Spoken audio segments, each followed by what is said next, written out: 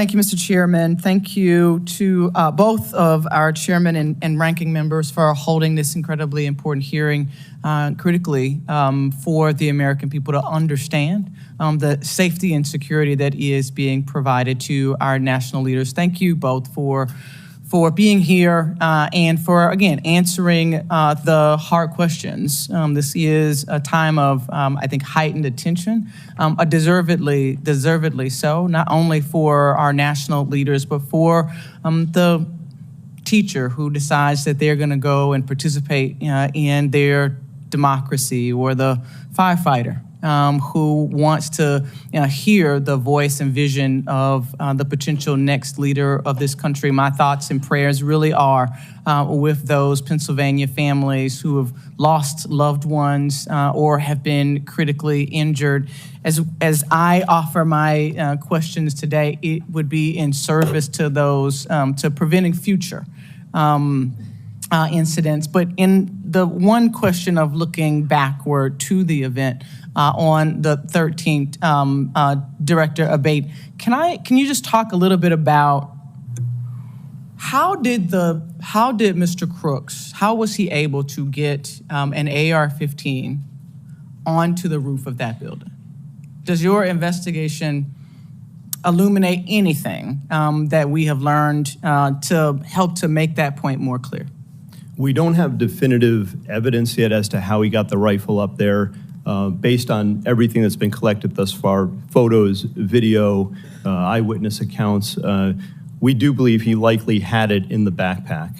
Broken down in the backpack? We're still assessing that. Our laboratory has looked at the rifle itself and measured that against the backpack itself. And if placed in this backpack, it would extend outside. It would have been visible. We don't have anyone who observed him with the backpack with a rifle barrel or other part of it sticking out of the backpack. But the rifle would not have fit fully into this backpack to be concealed and whole.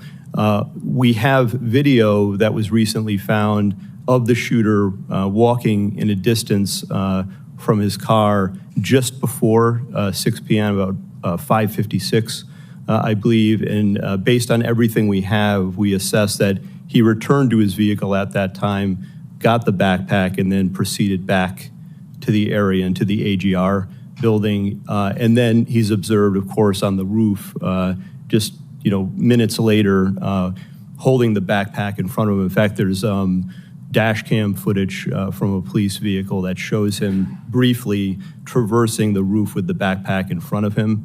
And then it's just minutes after that he's actually seen by the officer who I described with the rifle on the roof.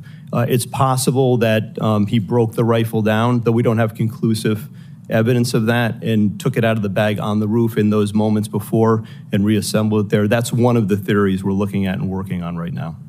Thank you for that. You take me right, Acting Director Rowe. Thank you for your years of dedicated service and jumping in a hot time. But you take me right to this point of communication. There's been a lot of conversation about and even in your written and verbal testimony, you have talked a lot about the communication and the disparate nature in which it's happening across the different channels. One sort of foundational question that I have is, are all elements of an event communicated on the same channel?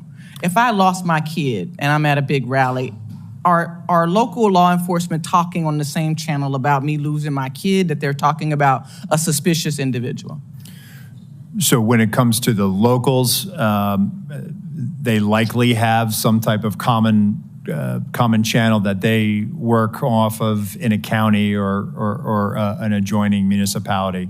When it comes to the Secret Service, we do have various channels for various agents and our uniformed division officers working specific aspects of that advance. So it's not possible that the delay in communication or the losing of the thread of tracking this individual was sort of lost in the commotion of all of the other communications that could have been, or maybe was sort of separate from the communications channels that were happening. Senator, I can only speak to the Secret Service Sure. Lines of communication, and we did not have anything beyond suspicious person that was communicated to us. Last question really quickly, because I'm out of time, but Acting Director, was there any communication with the Secret Service that was talking directly with the former president's detail? That feels like there's been some question by colleagues about why the call wasn't made to delay the event. Help us understand the communication that either was or was not happening directly with the former president's detail to make the call to delay 10 minutes, 20. We've all been to these events. They never happen on time. But to delay while this was being investigated. So the detail, they were operating on their net, which our security room was monitoring. But again, having information of a suspicious individual, there were other calls that day of individuals that came to the attention of law enforcement, of people that needed medical attention. So it really, that particular, regarding the assailant, that never really rose to a level of we should not put him out there. Had we known that there was a dangerous individual out there, we would never let a protectee go out on stage. Thank you, Mr. Chairman.